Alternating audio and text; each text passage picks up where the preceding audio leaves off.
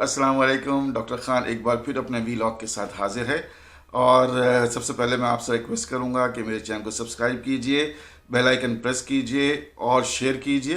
जैसा कि आपको मालूम है कि आजकल रमज़ान चल रहे हैं, तो रमज़ानों में सबसे पहले तो रमज़ान मुबारक कहेंगे और उसके बाद रमज़ान स्पेशल के हवाले से जो है कुछ वीलॉग्स मैंने बनाए हैं। तो पहला वीलॉग जो है आपको मैं पहले शेयर कर चुका हूँ डायबिटीज़ के हवाले से और फिर प्रेगनेंसी के हवाले से, और ये तीसरा वीलॉग है जो कि आज हम बात करेंगे ब्लड प्रेशर और रमज़ान के बारे में। तो इससे पहले कि हम आगे बढ़ें, कुछ मैं आपसे हक़ाइक़ जो हैं वो शेयर करना चाहता हूँ ब्लड प्रेशर के हवाले से। तकरीबन हर 3 में से एक आदमी जो है ब्लड प्रेशर से अफेक्टेड है पूरी दुनिया में, और एक अंदाजे के मुताबिक 9.4 मिलियन लोग जो है वो हर साल अमवात का शिकार हो जाते हैं हाइपरटेंशन या ब्लड प्रेशर की कॉम्प्लिकेशंस की वजह से। अगर पाकिस्तान में देखा जाए तो एक मेटा एनालिसिस मैंने सर्च किया, वो उसमें तो डेटा ये कह रहा है कि तकरीबन 25% आबादी मर्दों की और ख़वातीन की ब्लड प्रेशर से अफेक्टेड है पाकिस्तान में भी। तो ये एक अच्छी खासी प्रॉब्लम है और अच्छी खासी पॉपुलेशन इससे अफेक्टेड है, लेकिन लोग उसके बावजूद भी रमज़ानों को नहीं छोड़ना चाहते और माशरती, सकाफ़ती और मजहबी वजूहात की बिना पे रोज़ा रखना चाहते हैं। कुछ ये भी वहम है कि रोज़ा रखने से जो है आपका ब्लड प्रेशर जो है वो ख़राब हो जाता है। ऐसी कोई बात नहीं है। ब्लड प्रेशर रखने से उल्टा इफ़ेक्ट होता है, बल्कि आपका रोज़ा जो है उसमें फ़ायदा होता है रोज़ा रखने से ब्लड प्रेशर में, और आपका ब्लड प्रेशर जो है वो रिड्यूस हो जाता है। कुछ स्टडीज़ ने ये साबित किया है और आपको जो है वो रोज़े के जो है अच्छे असरात होते हैं। तो ये जहन से निकाल दीजिए, लेकिन रुकिए, आपको पहले ये पता करना होगा कि क्या आप रोज़ा रख सकते हैं या नहीं रख सकते।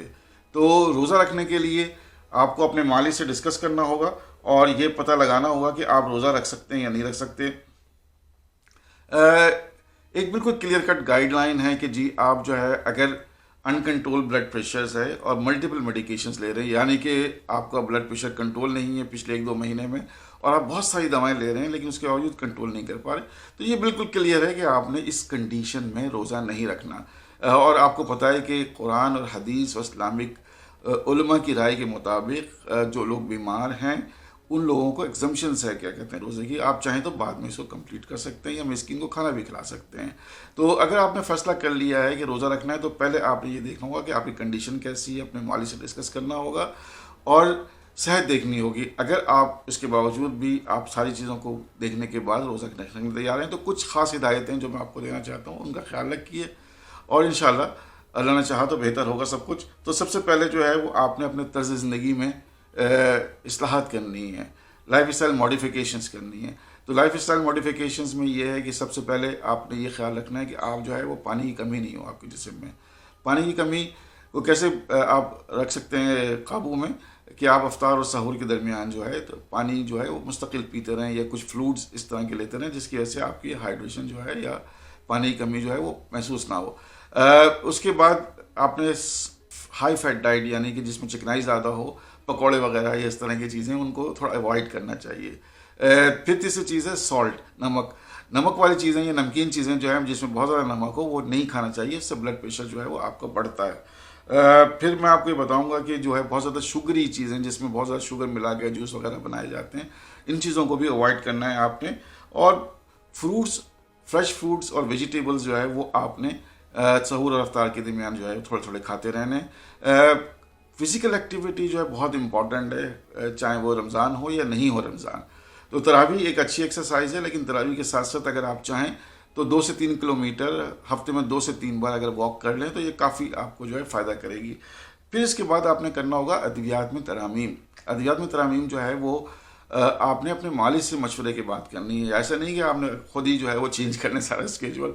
तो अपने मालिक से मशवरा करें और उससे डिस्कस करने के बाद जो है वो एक डोज एक दिन में ले लें या 2 डोज सुबह शाम इस तरह से कर लें। 12 से 16 घंटे तक आमतौर पर दवाओं का इफेक्ट रहता है, तो आप परेशान ना हो, दवाएं अफेक्ट करेंगी।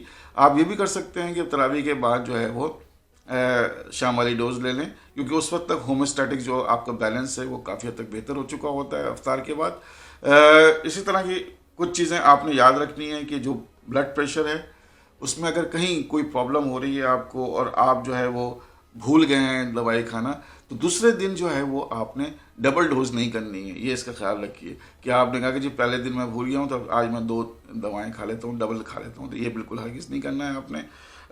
इसके अलावा मैं कुछ और दूसरे अहम मशवरे भी देना चाहता हूँ, जिनको हम जनरल मशवरे भी कह सकते हैं।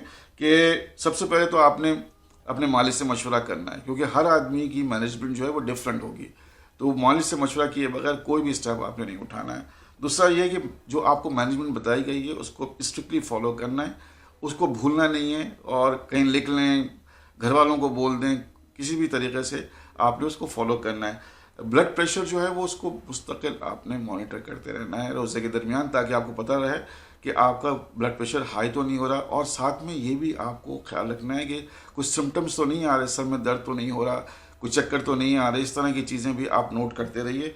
इसके अलावा जो है वो अगर बेहतर है कि एक डोज एक दिन में लीजिए।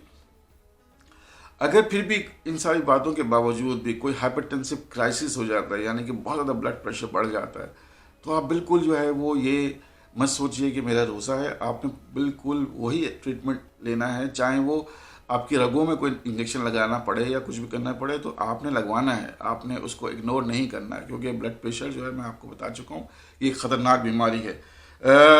मैं आपको एक और चीज़ बताना चाहता हूँ, और आप हर वक्त सुनते रहते हैं, हर वक्त सुनते रहते हैं कि सिगरेट छोड़ दें, सिगरेट पीना छोड़ दें, तंबाकू नोशी से परहेज़ करें।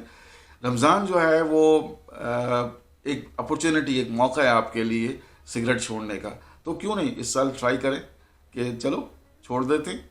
और इस पर हम बात करेंगे अपने आने वाले वीलॉग में कि सिगरेट स्मोकिंग किस तरीके से छोड़ी जा सकती है तफसील से, लेकिन ट्राई तो कर सकते हैं आप।